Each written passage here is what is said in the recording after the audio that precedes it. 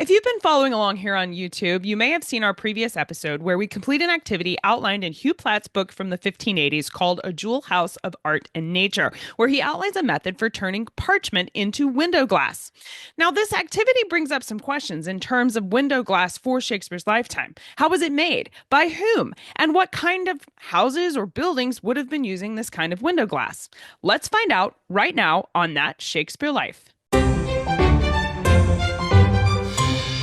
When Queen Elizabeth I visited Kenilworth Castle, one of the reasons there are so many glass windows there was that the designer specifically installed them to make Elizabeth visible to all the crowds of people who would gather there to see her.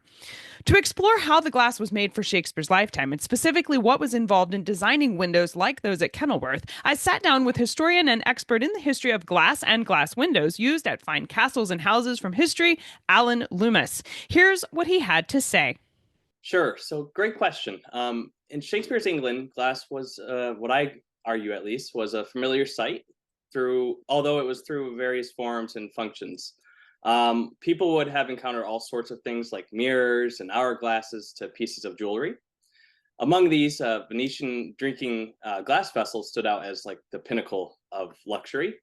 This type of glass, known as cristallo, was exceptionally clear and belonged to the most affluent as prized possessions. But not all glass was imported. England had its own glass-making industry and produced a glass, what we call now today forest glass. And it had a distinctive dark green tint and a charm of its own. And it was probably more common to people in England at this time. Additionally, stained glass could be seen in the windows of churches and adorning the homes of the aristocracy. So even if you did not have glass yourself, it was something that you would have likely been exposed to in some way living in England.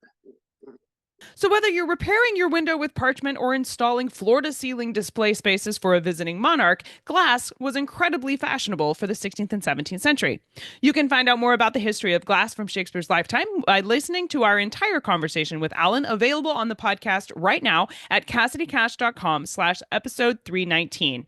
While you're there, be sure to log in as a patron to expand the detailed show notes on that page, where you can see primary documents, museum artifacts, and of course, portraits and paintings of the castles and houses from Shakespeare's lifetime that feature some of these glass windows. It's all packed into the extras for patrons right now on the website, so be sure to click detailed show notes to expand those extras. That's it for this week. Thank you for watching. I'm Cassidy Cash, and I hope you learned something new about the Bard. I'll see you next time. Bye-bye.